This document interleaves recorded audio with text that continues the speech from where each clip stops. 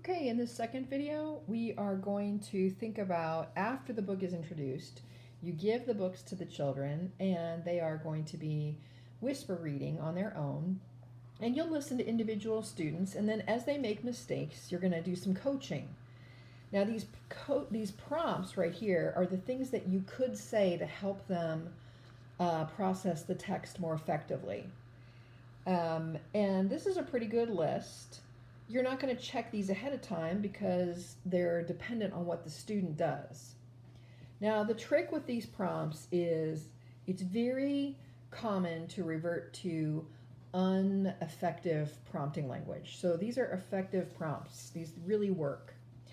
And the key to being able to prompt or coach effectively is you have to see the behavior happening, know what the problem is, and then have the right thing to say. And that's pretty complicated work.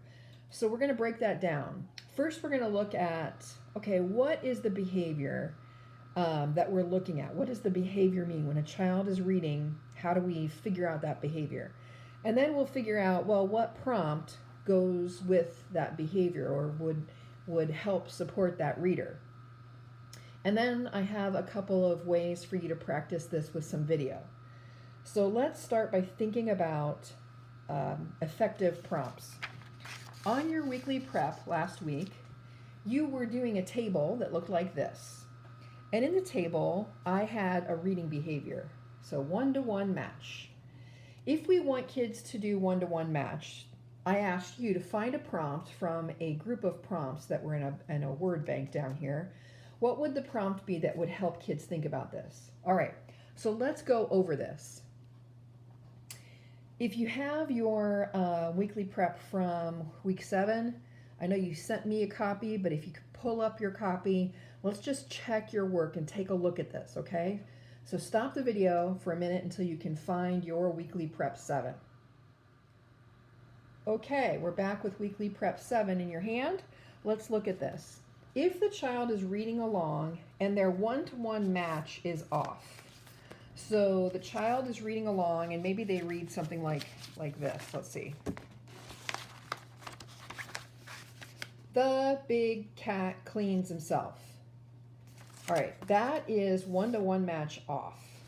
And so you're going to say something like, read it with your pointer and make it match. Or you could say, every time you see a word, say a word.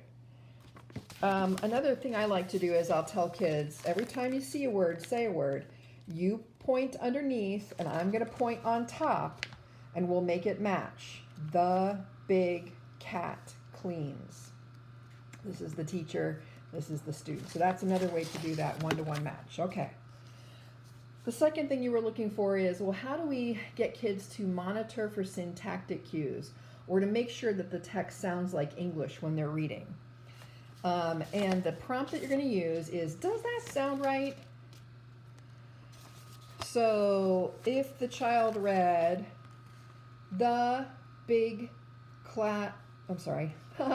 big cat clatches. I mean, makes up a word that's not even English, right? You could say, does that sound right? And that helps them sort of start thinking about what would sound right with that picture.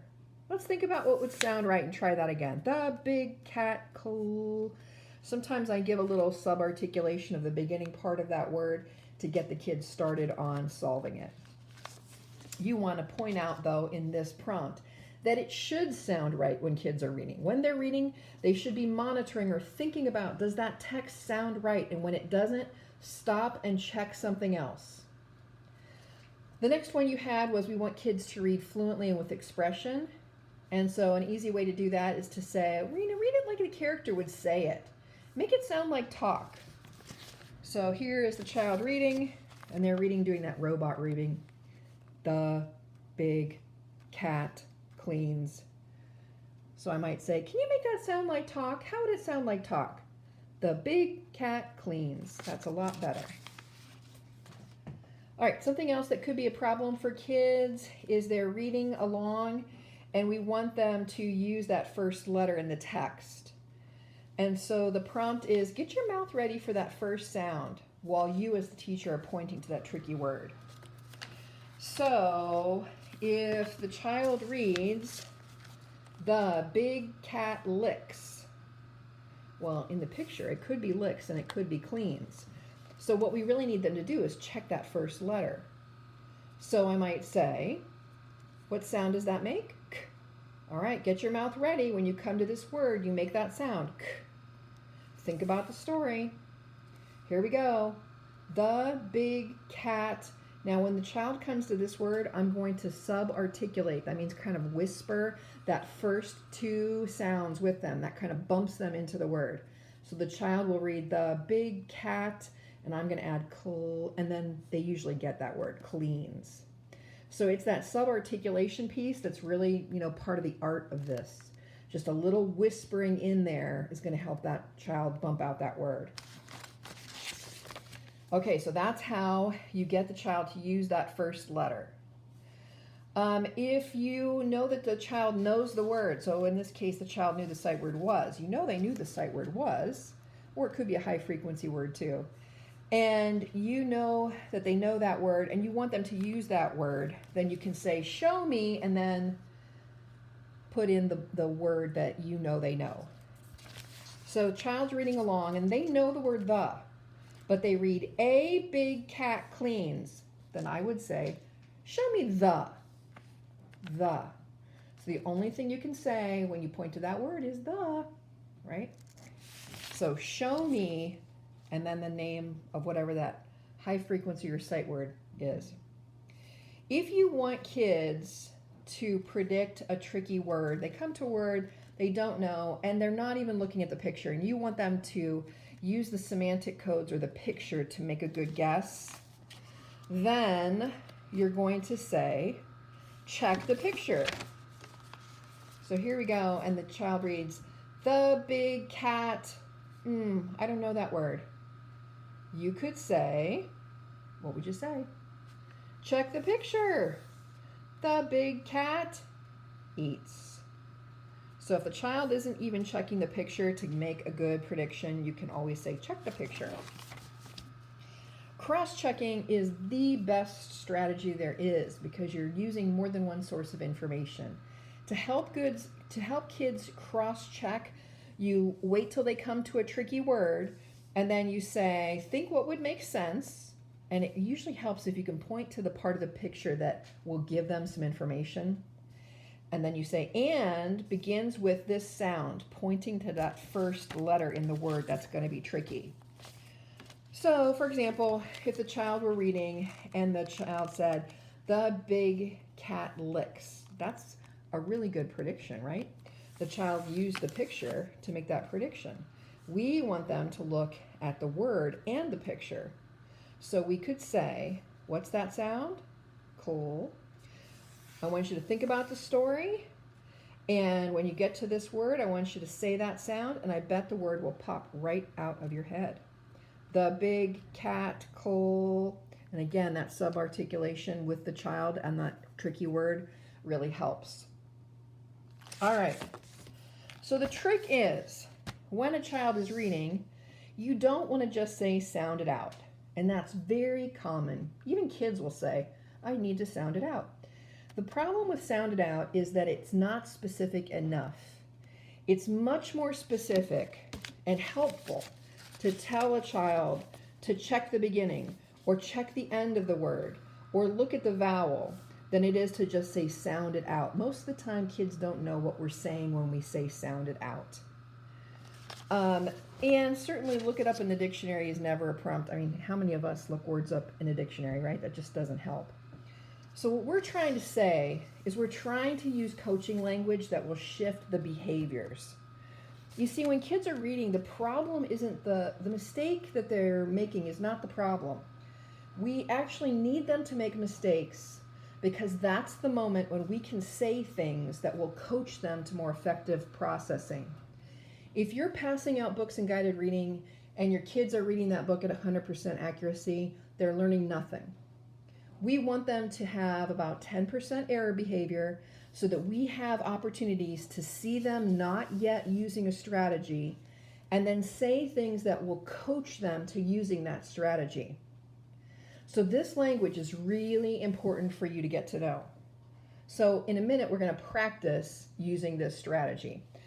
Okay, practicing the strategy. What I'd like you to do is hold on to this sheet, and you are going to listen to me read a page and then stop the video and find what do you think the child is doing here, and figure out what you would say. So what I want you to do is watch me read, stop the video, find what you think you would say. All right? That's all I need you to do. We're going to practice this.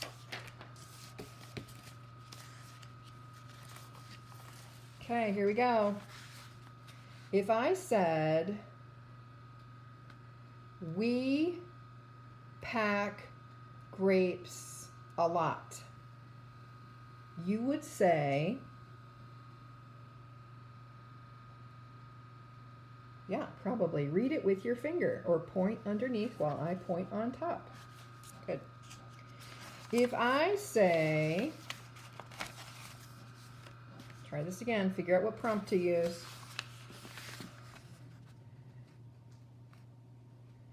We pack sandwiches. What would you say? Yeah. Does that sound right? We pack sandwiches? And you might also say, check the picture. Good. Try this one. We pack lots of drinks. What would you say? Yep, read it with your finger. We pack drinks. Good. If the child knows the word we and reads it like this, they pack apples, you would say, yeah, you would say, show me we. We. The only thing you can say when you point to this is we. Okay, let's try this one. If I said, we pack chess, you would say,